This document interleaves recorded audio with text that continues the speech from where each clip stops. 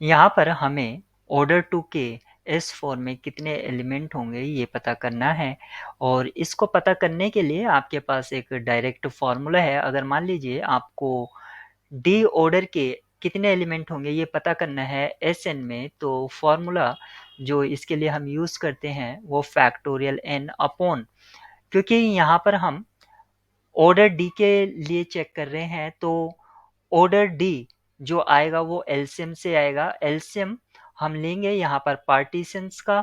तो मान लीजिए जैसे हमने एम और एन दो नंबर हैं, इसका एलसीएम जो आया वो मान लीजिए डी आया। तो यहाँ पर पार्टीशन में एम कितनी बार रिपीट हुआ है और एन कितनी बार रिपीट हुआ है इस फॉर्मूले में इस तरह से यूज करेंगे। सपोज करो यहाँ पर एम के टाइम्स रिपीट हुआ है और एन एल टाइम्स, तो m की पावर k और l की पावर n की power l factorial k into factorial l, इस कंसेप्ट को हम यूज करेंगे।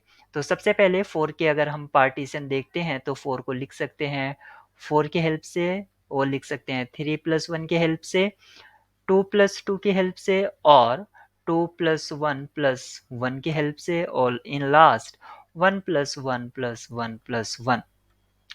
क्योंकि हमें ऑर्डर टू का एलिमेंट्स पता करने हैं तो यहाँ पर इस केस में अगर हम एलसीएम लेते हैं तो एलसीएम ऑफ 2 कॉमा 2 यहाँ पर 2 ही मिलेगा, और इस केस में भी अगर हम एलसीएम लेते हैं 2 कॉमा 1 का तो भी हमें 2 मिलेगा। तो ऑर्डर टू के एलिमेंट यहाँ पर और यहाँ पर एग्जिस्ट करेंगे।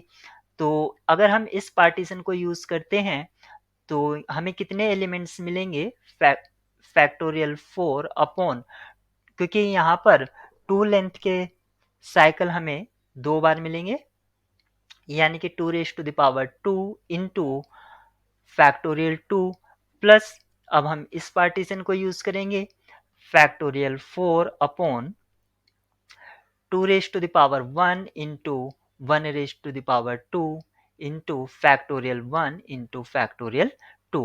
अब ये जो यहाँ पर हमें एक्सप्रेशन मिला है जिसको मैंने सर्कुलर रीजन में रख दिया है, इसको हम सॉल्व करेंगे, यानी कि इसका वैल्यू फाइंड करेंगे। फैक्टोरियल 4 को मैं लिख सकता हूँ 4 into 3 into 2, 2 raise to the power 2 4 into 2 plus factorial 4 4 into 3 into 2 2 into 2। तो यहाँ पर आप देख सकते हैं 2 2 इज 4 और 4 2 इज 8, यानी कि ये कैंसिल आउट हो जाता है। 3 प्लस 6 टोटल हमें 9 ऐसे एलिमेंट होंगे जिनका ऑर्डर 2 होगा।